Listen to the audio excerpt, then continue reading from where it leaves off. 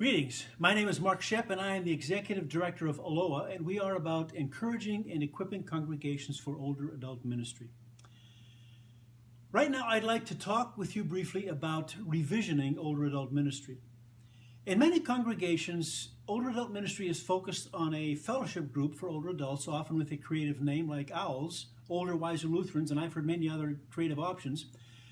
And there's often also a strong component of visitation ministry for those who are not getting out as much as they used to or at all. And that is a good place to start. However, we'd like to encourage you to think bigger, much, much bigger. There are links in the notes of this YouTube video that take you to important places on our new website to get a fuller look at this discussion. First of all, why bother? Why is the critical question?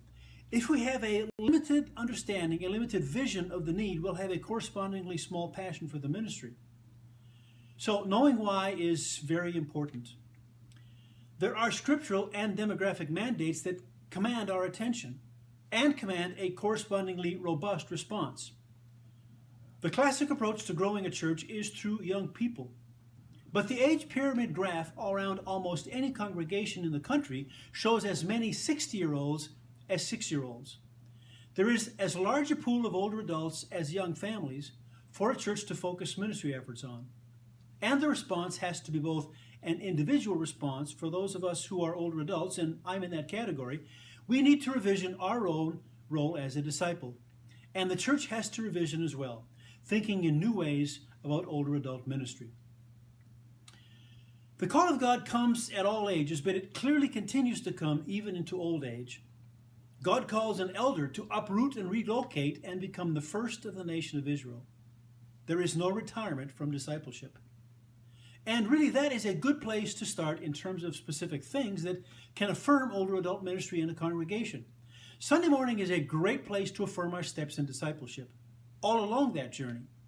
Hey, we already do it in baptism and confirmation, and some congregations have added others as well.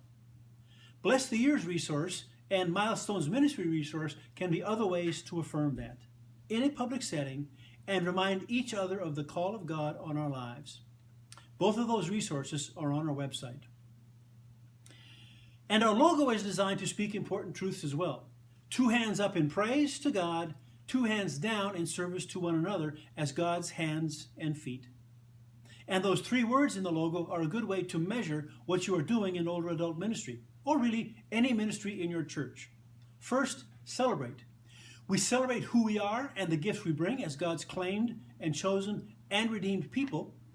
We need to see that individually ourselves, and the church needs to see that as well at every age. Second is equip.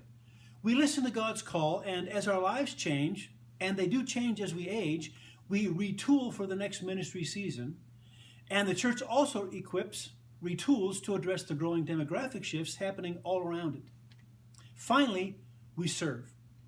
We serve as Christ's hands and feet, and particularly as we grow in years, there are more opportunities to serve and to be served in the name of Jesus. That brings us to the ministry areas ALOA has decided to focus on.